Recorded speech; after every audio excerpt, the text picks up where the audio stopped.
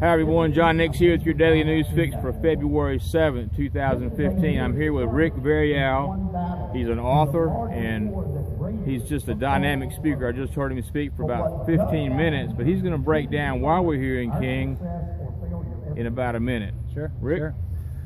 Well, we're here because we had a memorial display for our veterans here in King that was challenged by a gentleman who is a veteran, an atheist, and felt that the display of the Christian flag and a statue that had a soldier kneeling before a cross was an unacceptable violation of the separation of church and state. Of course, help was solicited from another organization, and what the town council and the lawyer for King decided to do was settle out of court to remove the Christian flag and to remove the statue of the soldier kneeling before the cross. We're here because that is not the way this government was supposed to function. We're to be a government of the people, by the people, for the people, not a government of the courts, by the secularists, for the minority.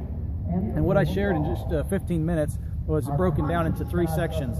It was a pastoral word, it was a prophetic word, and there was a patriotic word to it. And I started with the patriotic word, and the patriotic word was that we have to understand ultimately everything that's going on in our nation right now. It's not about disgruntled atheists or secularists or the Freedom from Religion Foundation or the Citizens for the Separation of Church and State. The ultimate struggle is with the court system in the United States, which is allowing the majority of our citizens in many areas, like for example in King, to be bullied by the minority sentiment. And we have to understand that. The struggle is ultimately with the court's current interpretation of the separation of church and state, which is markedly different from the way it was supposed to be interpreted. And then the pastoral word was simply the church needs to wake up. The church is the one institution in our society that has the power to go ahead and challenge the courts and to stand up to the courts. Separation of church and state goes both ways. So the state has no right to pressure and to bully the church or to bully and pressure the religious sentiments of the people. The church needs to wake up. And then the last word was a prophetic word, and that essentially is the church is going to have to wake up to the fact that it will need to engage in respectful civil disobedience. Acts chapter 5. Acts chapter 5:28, when the apostles were told to speak no more or not to teach in Jesus' name, they responded in Acts 5:29 with, "We will obey God rather than men." And that's what the church needs to do now, is stand up and be the church that God's called us to be. The reason we're in the predicament that we're in is because we haven't been doing that for decades.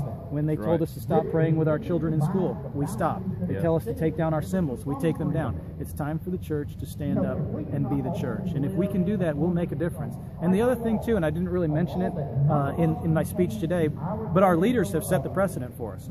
When Attorney General Holder was telling state attorney generals that if they didn't like marriage amendments in the states that they were serving, then they didn't need to follow through with them. They didn't need to enforce them.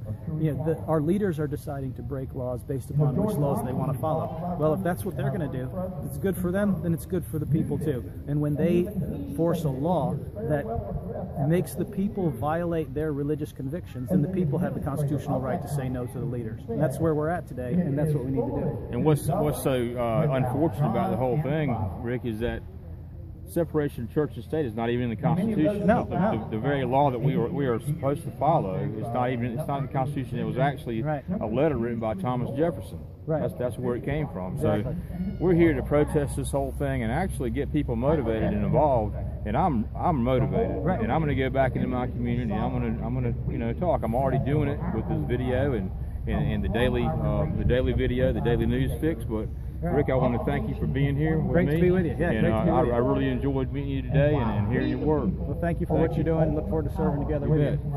Yeah. Never surrender your rights. Never give up. Never shut up, and keep getting up. I'm John Nix, and this is Rick. God bless.